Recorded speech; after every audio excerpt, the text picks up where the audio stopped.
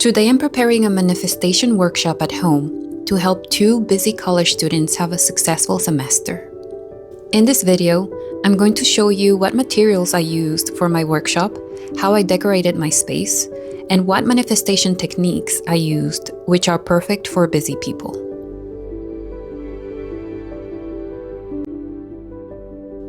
The first thing I do is decorate the space for my students. A well-decorated space with the right colors, textures, tastes, and scents inspires anyone to focus their attention to the present moment.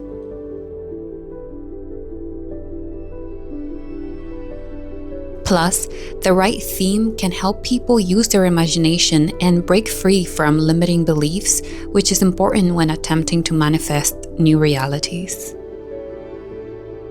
For this workshop, I've chosen a decoration inspired by fairies and nature. First, I make sure my space is clean and free of clutter. Next, I decided to use this terracotta colored table runner. The idea is to create a little fairy trail.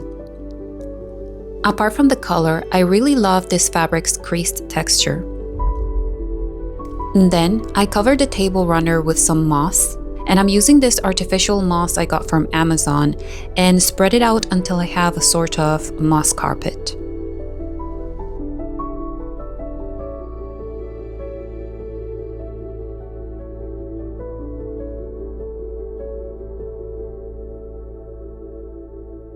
Next, I place my lantern on my fairy path, which serves as a point of reference.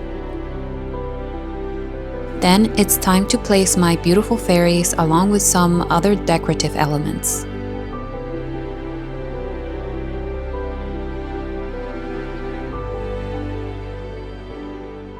Since my guests are college students, I thought it appropriate to use a couple of studious fairies like this one.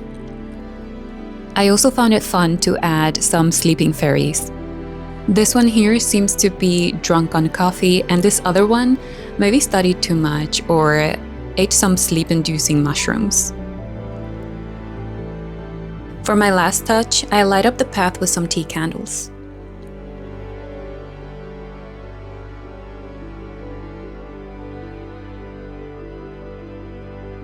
And this is how it turned out.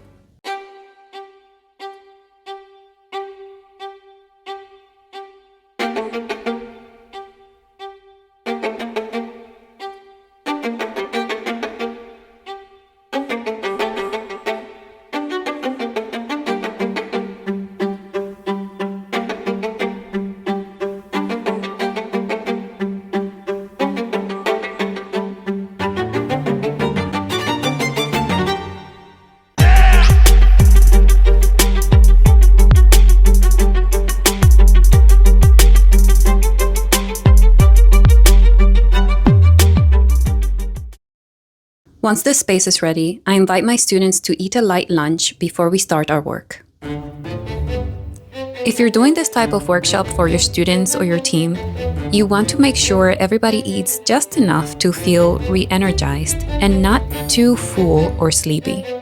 For today's food, I drew inspiration from one of my favorite Harry Potter movies. So I made a pea soup with a British-style lemon cake, which I served with crumpets and jam and walnuts. After lunch, we go to work. The first thing I like to do is explain the concepts we will be working with. For this workshop, I explained concepts such as wellness, the wellness wheel, the different wellness dimensions, and the law of attraction. During my regular wellness coaching sessions, I actually make sure my clients have an advanced understanding of these concepts. Then, I proceed to give them their individual wellness assessments to evaluate their readiness in each of the 10 wellness dimensions that I use. Then I have the students complete their wellness tree, which serves as a snapshot of their current wellness state and their priorities. Now it's time for the main task of the day, creating their own vision book. A vision book is one of my favorite manifestation techniques.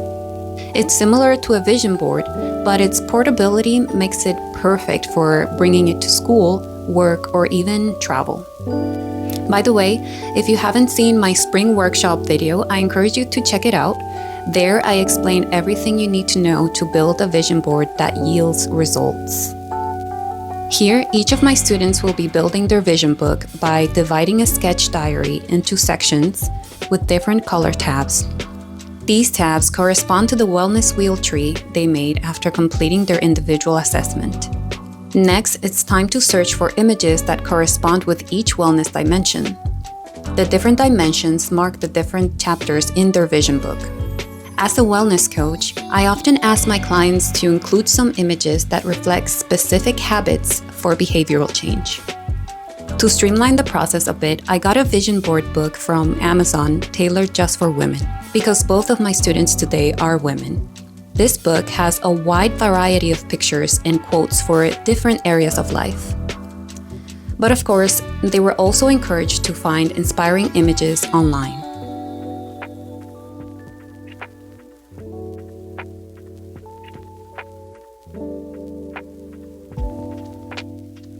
Throughout the workshop, we also engaged in other activities, such as mindful exercises and case study exercises, while keeping in mind that they are busy students. So I included simple and sustainable activities that can inspire them to continue their wellness journey despite their hectic schedules, such as a 5-minute breathe and release exercise.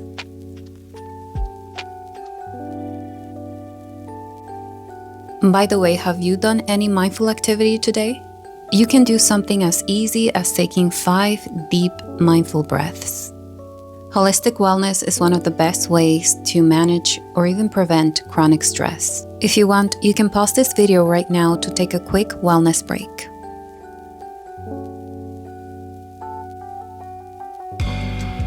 I really enjoyed hosting this workshop, and I firmly believe that these activities are not only fun, but also deeply enriching. They can be tailored to any type of audience, whether you have students, employees, or you simply want a fun family activity for your next family reunion.